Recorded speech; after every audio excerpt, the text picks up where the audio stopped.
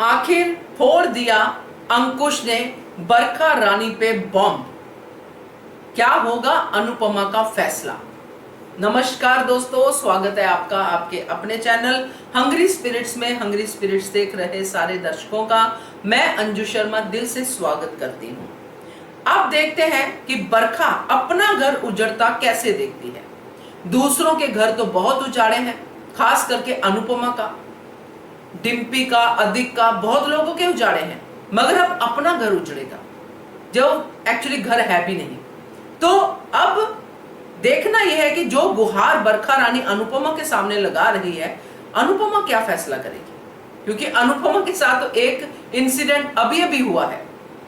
चलिए चर्चा करते हैं। पहले वही निवेदन, जिन्होंने अभी तक चैनल को सब्सक्राइब नहीं किया है कृपया कर लीजिए, साथ में दोस्तों बेल आइकन दबाइएगा ताकि आपको हमारे वीडियोस के नोटिफिकेशन मिलते रहे।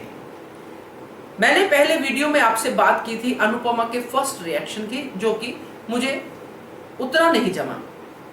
खैर, इस वीडियो में अब उस फर्स्ट रिएक्शन का अगला रिएक्शन है।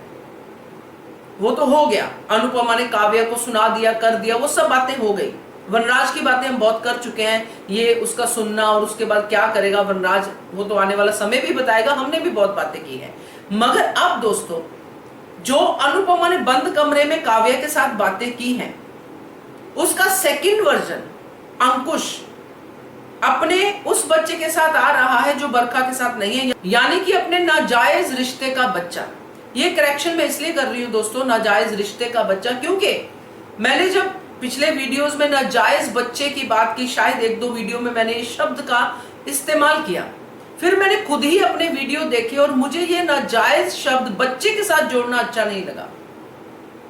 क्योंकि हम गलतियां करते हैं तो हम गलतियां सुधारते भी हैं, क्योंकि बच्चा तो नाजायज होता ही नहीं है। बच्चा तो जायज ही होता है। अगर नाजायज होता है तो वो होता है रिश्ता, जो अंकुश का था और जो काव्या ने किया। तो बच्चे की तो उसमें कोई गलती नहीं है। तो अब अंकुश ने अपने बेटे को वहां पे लाके खड़ा कर दिया है। जिस बात का बरखा को इतनी दिन से डर था, दुख दुख दुख दुख उसके दिल में चल रहा था कि अंकुश कहीं ये ना कर दे, अंकुश ने कर दिया। क्योंकि अब अंकुश को बरखा की कोई परवाह है नहीं और होनी भी नहीं चाहिए, क्योंकि बरखा के जो कर्म कांड है उसमें किसी की जगह है ही नहीं। हर कोई उसके लिए मोहरा है, चाहे उसका भाई, चाहे पति, चाहे कोई भी। तो जब इनकी कोई जगह ही नहीं है बरखा की लाइफ में, तो वो लोग कुछ भी करें, इससे बरखा को लेना देना क्या। मगर बरखा को लेना देना है, क्योंकि बरखा को परवाह है अपने स्टेटस की, अपने उस सो कॉल्ड महिला मंडल की, जिसमें वो बल्ले बल्ले करवाती है, अपनी शाबाशी लेती है कि बरखा वाह वाह क्या स्टैंडर्ड है, वाह वाह क्या बरखा के पास पैसा है, वाह वाह क्या हार पहना है, वाह वाह क्या अंकुश और बरखा का रिश्ता है। तो जब बरखा के उस स्टैंडर्ड में ये बात जाएगी कि अंकुश का एक नाजायज रिश्ता है और उससे एक बेटा है, तो बरखा की तो धज्जियां उड़ जाएंगी।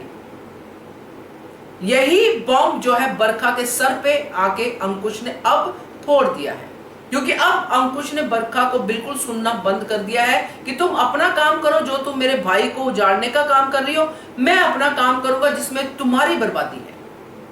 यही जवाब बनता था अंकुश का बरखा को, और उसने आज दे दिया।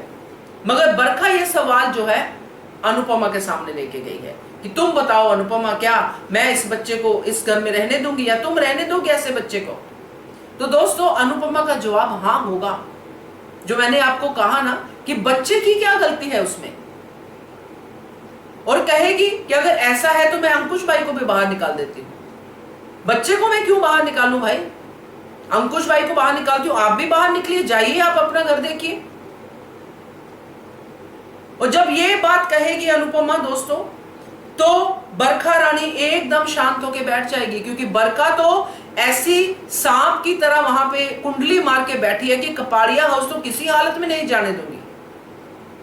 यहां पे पूरा स्कोप है मेरा, क्योंकि ये तो दो मूर्ख लोग हैं, अनुज और अनुपमा, जो कभी भी इमोशनली फूल बन जाते हैं और मैं बना लेती हूं। तो कैसे जाएगी बरखा वहां से छोड़ के।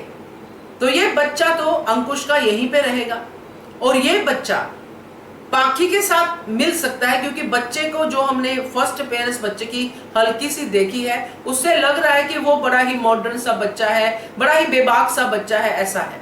तो देखते हैं ये बच्चा और पाखी मिलके अंकुश के साथ, अंकुश भी क्योंकि इन लोगों के साथ ही है, बरखा और अदिक का कैसे जीना हराम करते हैं, क्योंकि ये बच्चा बड़ी इंपॉर्टेंट जो है रोल निभाने आया है। और अनुपमा के लिए ये फैसला सेकंड ओपिनियन, जो फर्स्ट उसका काव्य के साथ जो हुआ, अब उसी का वर्जन सामने आ गया है, क्योंकि बच्चा तो अभी काव्य का पैदा नहीं हुआ है। मगर ये सवाल आगे काव्या के बच्चे के लिए भी उठ सकता है।